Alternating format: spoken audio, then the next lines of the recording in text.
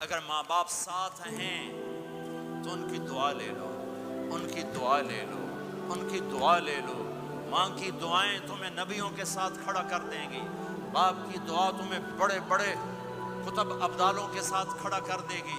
والدین کو خوش کرنا، جو صبح صبح والدین کی صرف ایسے جا کے دیکھ لے، نہ سلام کرے نہ حال پوچھے، بس یوں دیکھ لے محبت سے، صبح سے شام تک جنت میں 2 دروازے اس کے لیے کھل جاتے ہیں۔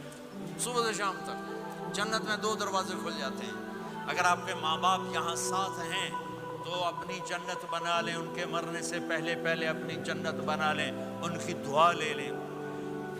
ہمارا ایک نوجوان زمیندار تھا، نہ نماز نہ روزہ نہ حج، کچھ بھی نہیں، اور غافل زندگی۔